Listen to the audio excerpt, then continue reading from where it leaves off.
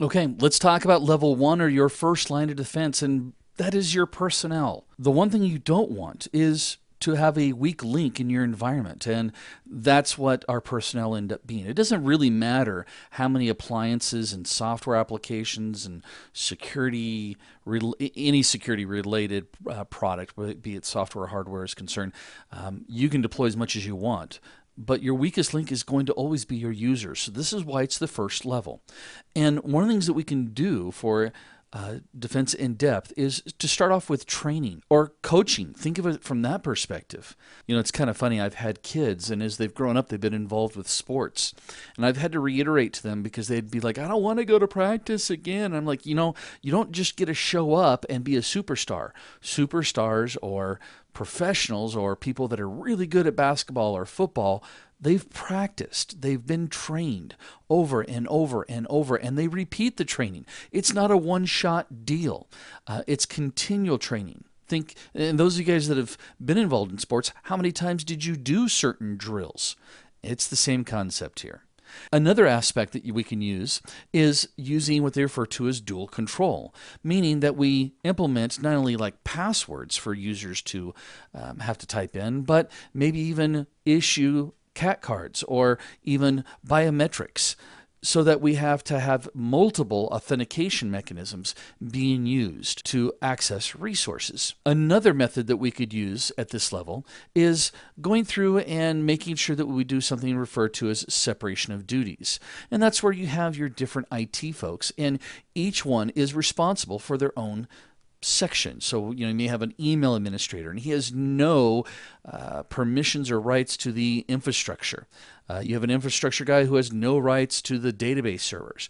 And you have a database server. It's compartmentalizing. And in fact, most military organizations, as well as different government agencies, will do this. So if one soldier or agent gets compromised, everything doesn't fall apart on you. Another method that we can do is referred to as cross-training.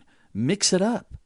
This has actually two different advantages to it. Not only do you provide better security, but you also get some redundancy. Now, if an administrator needs to leave, you've got other people that can kind of cover his job. Now, we also need to take into consideration consultants or third parties that may be introduced to your environment. Again, we want to limit them, or I should say limit their exposure. Now, here's an interesting one that a lot of people don't realize, or they may not think about, and that is enforcing mandatory vacations.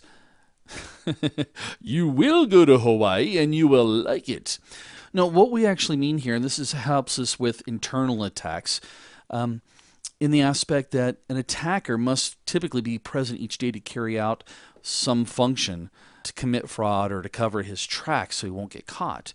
But if we make them go on vacation, it's more likely that these illegal activities will be detected. And a great practice, especially for administrators, is to actually schedule audits of the employees' system activities while they're on vacation.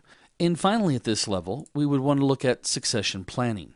Now, succession planning is the task of just going through and identifying ways in which a business would operate or cope if a disaster led to the loss of a key staff member. Now, my wife happens to be an HR director for a very large global electronics company. And what I've always thought was interesting is that she made reference to this all the time, that she was always training her replacement. And I'm like, what about job security? But that's not what this is about. This is about helping the company in case something happens. And from a security perspective, you don't want one person having all the passwords to the servers, get in a car accident, maybe on the way to work, and be in the hospital, or heaven forbid pass away, and everybody doesn't know what the passwords are. And if you bring somebody in from the outside, quite frankly, if a company doesn't develop their individuals from within to adjust for this type of a transition or issue, it points to a lack of planning on its part. And trust me, attackers will take advantage of that. I don't know how many times I see help wanted pages. XYZ companies looking for someone who knows Server 2003. Well, guess what I now know about that company as an attacker?